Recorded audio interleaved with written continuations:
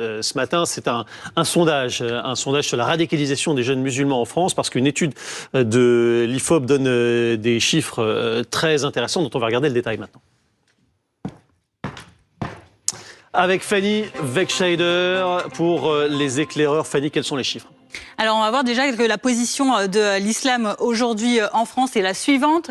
Bien loin derrière le catholicisme, qui reste la première religion de France, à 43%, même si elle a beaucoup baissé au fil des décennies. Les musulmans aujourd'hui sont 7% des pratiquants de religion en France. Alors, les chiffres aujourd'hui, on va remarquer que ces 3 dernières décennies, grosso modo, eh bien, la pratique de la religion s'est intensifiée chez les jeunes. Un exemple, par exemple, la pratique du jeûne pendant le mois de Ramadan. Vous voyez sur cette courbe, eh bien, en jaune, ce sont les plus de 50 ans. Ils étaient les plus nombreux il y a 35 ans à pratiquer le jeûne. On le voit en bout de courbe en 2025, ils ne sont plus que 60%.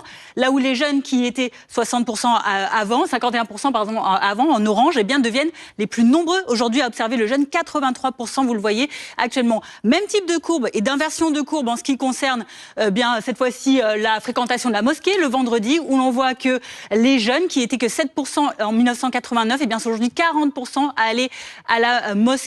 En ce qui concerne les femmes également qui portent le voile, on va voir que là aussi il y a une évolution.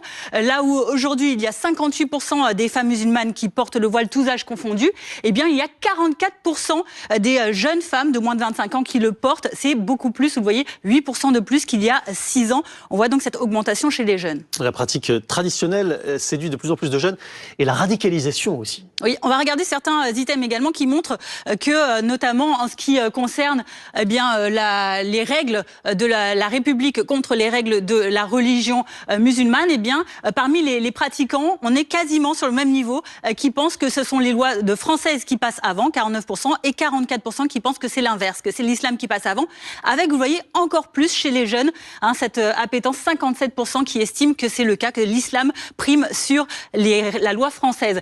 C'est à peu près le même constat si on regarde ensuite l'application de la charia, la loi islamique, on voit vraiment cette radicalisation, avec quasiment autant de Français qui pensent que cette loi islamique doit être appliquée dans les pays non musulmans ou pas. Vous voyez, ceux qui pensent qu'elle doit être appliquée sont 46%. Regardez également cet autre indicateur avec cette fois-ci les chiffres donc de l'approbation ou non des positions islamistes, qu'on parle de djihadisme, du mouvement des frères musulmans. Eh bien, on remarque qu'aujourd'hui, 38% des Français musulmans approuvent au moins en partie ces pratiques donc islamistes, et qu'ils sont même 42%, vous le voyez, chez les jeunes, à éprouver de la sympathie pour ces mouvements radicaux.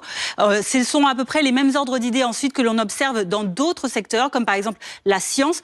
Pour ces jeunes, de plus en plus, eh bien, c'est l'islam qui prime sur la science, par exemple en ce qui concerne la création du monde. Même type également d'orientation en ce qui concerne la mixité. Merci beaucoup, Fanny. Paul Vannier, question simple. Ils vous inquiètent ces chiffres ou pas ?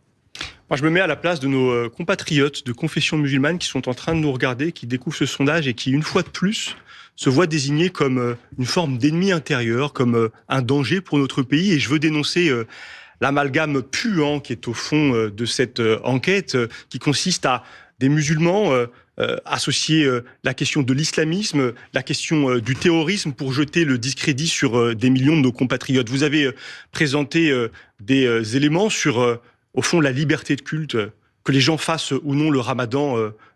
Qui est-on pour en juger que les gens se rendent à la mosquée, à la synagogue, à l'église? Qui est-on pour en juger? C'est la question de ce sondage. Dans une république laïque, moi je suis attaché au principe de laïcité, à la liberté de conscience, de croire ou de ne pas croire, à la liberté du culte. Et je vois qu'il y a, dans ce contexte où l'extrême droite grandit dans notre pays, la volonté de faire des musulmans les ennemis de l'intérieur.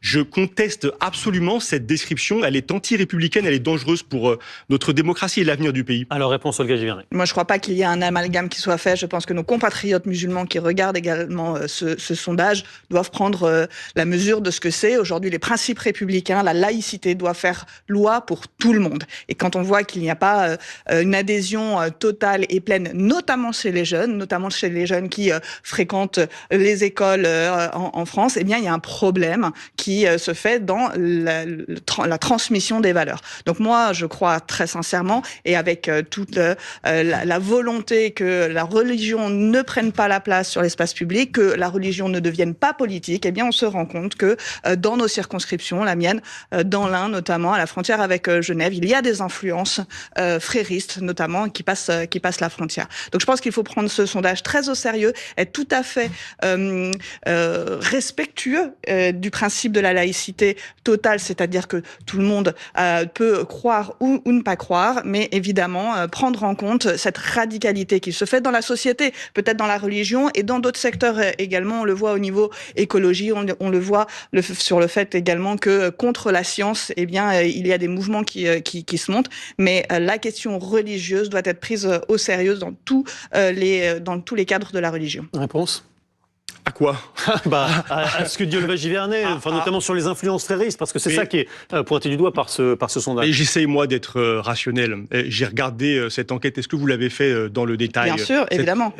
Alors, est-ce que vous avez eu une petite note de bas de page en dessous, notamment ce panneau qui consiste à dire que les musulmans de France seraient aujourd'hui plus sensibles aux thèses islamistes? Il y a une petite note de bas de page dans ce sondage de l'IFOP qui dit que cette information est à prendre avec prudence, car elle renvoie à une autre étude qui date de 30 ans, faite sur un échantillon de 500 personnes. Madame Givernet, sur des termes d'ailleurs différents. Madame Givernet, je crois comme moi, vous savez qu'un sondage sur 500 personnes ne vaut rien. Vous savez que comparer deux sondages à l'intervalle de 30 années sur des termes différents, je ne nie rien. Il y a une forme de radicalisation dans notre pays. Elle touche toutes les religions. D'ailleurs, c'est aussi, vous ne l'avez pas dit, indiqué dans ce sondage. Et moi qui suis un laïc convaincu, je vais vous dire, moi je suis attaché à la loi laïque, je souhaite qu'elle soit appliquée dans l'ensemble du territoire national. Vous savez comme moi qu'elle n'est pas appliquée dans plusieurs départements, la loi de 1905, de notre pays. La France insoumise défend l'abrogation, par exemple, du Concordat. Est-ce que votre mouvement politique en fait de même, Madame Givernet? Écoutez, moi je pense que vraiment... Non, vous ne le faites pas, vous êtes donc... Laissez répondre, de la laïcité de la loi de 1905. Je sais que ça vous dérange le fait de pouvoir vous accuser évidemment que la France insoumise a un problème avec la question de l'islamisme et n'est pas